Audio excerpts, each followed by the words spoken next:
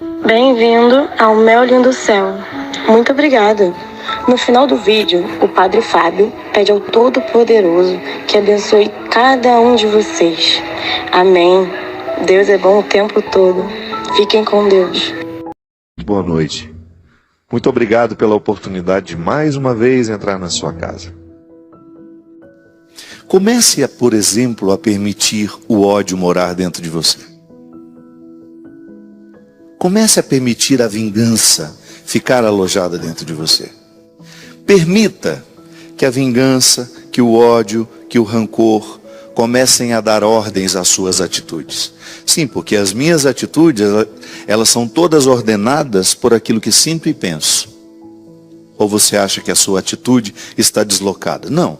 Ela é sempre um fruto do que você pensou e sentiu. E faz tudo dentro do mesmo lugar. É dentro do cérebro que tudo isso acontece. É na mente. Às vezes a gente usa o coração, né, para simbolizar o amor, o sentimento. Sim, não tem problema você simbolizar. Mas é aqui que tudo acontece. Pensamento e sentimento. São eles que dão ordem às minhas atitudes. Tudo aquilo que sai de mim como uma atitude, como um gesto, é fruto do meu pensamento e do meu sentimento. E é por isso que eu preciso ter um cuidado imenso com aquilo que eu penso, com aquilo que eu sinto. E consequentemente com aquilo que eu falo. Porque a fala é justamente a expressão do que você está sentindo e pensando. Se eu não cuido, minha gente, daquilo que eu penso, se de repente eu começo a alimentar, está aqui o João Paulo, boa noite João Paulo, obrigado pela sua presença. Se de repente o João Paulo faz parte da minha ambiência afetiva, eu convivo com ele, e eu começo a alimentar dentro de mim um ódio pelo João Paulo, às vezes sem motivo, e você sabe que isso é possível. Às vezes você pega a implicância de uma pessoa, pega a birra dela, você não sabe exatamente por quê, você não buscou os motivos dessa implicância, dessa dificuldade com aquela pessoa, e você começa a alimentar um sentimento ruim em relação a João Paulo. Eu começo a alimentar o meu pensamento, nossa, eu gostaria tanto que João Paulo, que ele fosse mandado embora do serviço dele, que não desse certo. Fico sabendo que ele está batalhando por uma coisa, eu ali, no silêncio do meu coração, fico pensando que eu ficaria muito feliz que aquilo desse errado. Eu tenho certeza que eu estou falando aqui e você está se identificando com o que eu falo. Sabe por quê? Porque nós somos todos iguais. Em algum momento, o nosso pensamento colocou-nos contrários a alguém, mesmo que fosse sem motivo.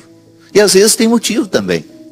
O que eu estou dizendo é que se você alimenta o que você pensa em relação àquela pessoa, e se você está alimentando um pensamento que é nocivo, que é ruim, que prejudica, que é injusto, aí naturalmente aquele pensamento se desdobra num sentimento de aversão, ou às vezes é até o contrário.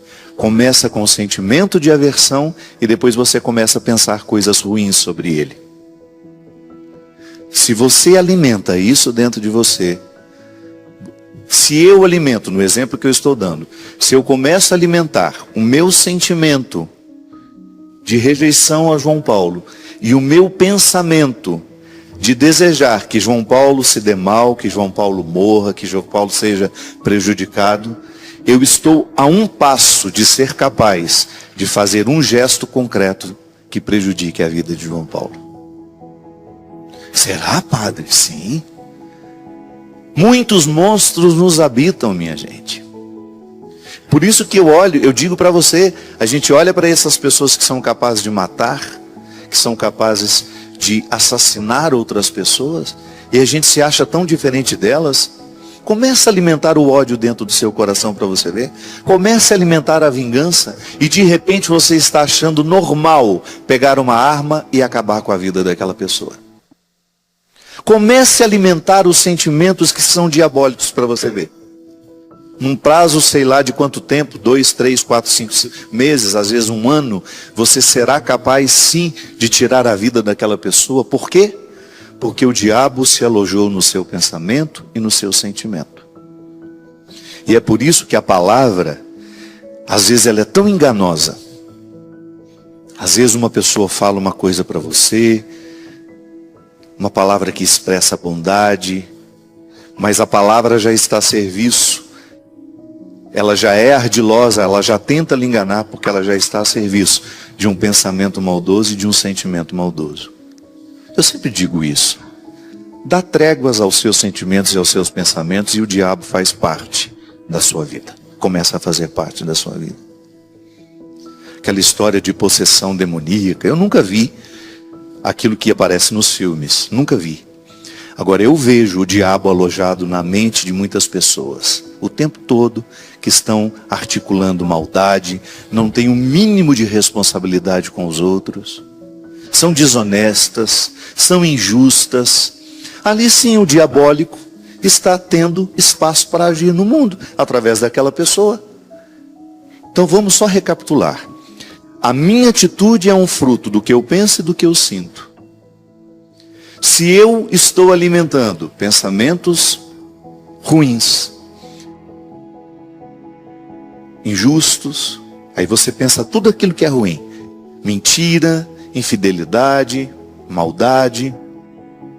Se o meu pensamento está nutrindo isso dentro de mim, ele está então julgando sentimentos também ruins, que vai me colocar numa oposição, que vão me colocar numa oposição em relação às outras pessoas. E sem perceber eu me torno um instrumento do mal. Volto a dizer, estou falando aqui e você está pensando, claro, é bom assim. O programa só tem sentido se ele nos faz pensar. Eu tenho certeza que você já identificou isso em você, ou então naquela pessoa maldosa lá do seu trabalho, que está sempre articulando contra outras pessoas, ou aquela pessoa que se tornou uma habitação da desonestidade. Ela é capaz de qualquer coisa para manter os seus interesses. Ela é capaz de passar por cima do outro. Ela é capaz de causar um prejuízo e nem fica preocupado. Dá o calote aqui, dá um calote ali. Engana um aqui, engana um outro ali. Isso é possessão demoníaca. Porque nós não nascemos para isso. Mas em algum momento da vida, seja lá no nosso processo formativo, na primeira infância, quando nós somos tão frágeis, quando nós não somos capazes de refletir sobre os nossos pensamentos e sobre os nossos sentimentos, porque a gente ainda não sabe nem o que é certo, o que é errado, se não existe alguém ali para nos ajudar a purificar o que nós estamos sentindo e pensando, com frases muito práticas: meu filho, isso não pode, porque a criança, minha gente, ela não esconde o que ela pensa e o que ela sente. Tanto é que em muitos momentos, quantas vezes uma criança de 3, 4 anos fala: eu vou matar você. Grita isso para a mãe, porque está sendo contrariada. A gente pode pensar: mas isso é tão inocente, é coisa de uma criança. Sim, se não há uma correção ali naquele momento, carinhosa, amorosa, dizer: meu filho, nunca mais diga isso, porque é muito feio matar alguém. Para que ela possa começar a entender, para que aquela linguagem não crie dentro dela uma disposição ao pensamento futuro e ao sentimento futuro, que quando alguém me contrariar, é justo eu poder matá-la. Eu posso matar. Se a gente não tem uma pessoa nos orientando, minha gente, seja pai, seja mãe, seja avó, avô, tio, irmão, vizinho, se nós não tivermos na fase em que nós não temos esse filtro do certo e do errado, se nós não temos alguém para nos ajudar a entender o que a gente sente, o que a gente pensa, nós nos tornamos futuros assassinos. Nós seremos, em potencial, aqueles que invadiram a escola e exterminou todo mundo. Quando é que começou aquele crime? Naquele dia, num dia anterior? A justiça já chegou à conclusão de que foi um crime premeditado. Sim, mas uma semana antes, 2 meses antes, não. Aquilo ali começou na infância daqueles meninos, quando o essencial foi negado a eles. O essencial, quando nos é negado, minha gente, deixa um buraco imenso. Uma criança não nasce para ser bandido. Ela não nasceu para dar errado. Agora, o que nós fazemos com ela contribui justamente para que aquela índole, às vezes maldosa que ela tem, cresça. Quem pode dizer que nós também não temos essas índoles dentro de nós? Temos.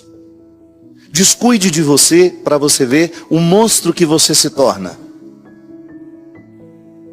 Eu sempre digo isso. Nós que somos religiosos, nós que vivemos uma experiência de Deus, porque publicamente dizemos isso aos outros. Não estou dizendo que aquele que não diz não viva. Estou dizendo eu, no meu caso. Você já imaginou que contraditório seria se nos meus bastidores eu fosse uma pessoa maldosa? Se eu não tivesse capacidade de reconhecer os meus erros? Se eu prejudicasse João Paulo conscientemente, mesmo sendo padre? Isso acontece muito. Uma casca religiosa para esconder maldades vergonhosas. Como os padres que foram acusados de pedofilia, abuso sexual de pessoas que vão buscar, ou outras lideranças religiosas, padres, pastores, leigos, que exercem uma autoridade religiosa sobre alguém e abusam, ultrapassam uma maldade, minha gente, que está protegida pela religiosidade. É o que eu estou dizendo. Se eu não cuido dos meus sentimentos e dos meus pensamentos diariamente, purificando-os, pedindo perdão a Deus e aos outros, eu me torno um monstro. Sim, tenho potencial para ser santo? Tenho. Mas também tenho potencial para ser um monstro. E com você não é diferente. É por isso que você precisa ficar muito atento ao que você sente, ao que você pensa e, consequentemente, ao que você fala. Para que você não se torne um obstáculo para si mesmo. Para que você não se torne um monstro. Para que você possa recolher de você somente aquilo que você tem de melhor. E purificar no dia a dia. Para que toda essa tendência que você tem a fazer a maldade não cresça dentro de você. Derrame o Deus Todo-Poderoso sobre nós, a sua bênção. E conceda-nos a graça de viver essa verdade, este esclarecimento, para que Ele, a partir dele, nós tenhamos acesso ao grande amor que nos habita e que nos move. Ele que é Pai, Filho e Espírito Santo. Amém.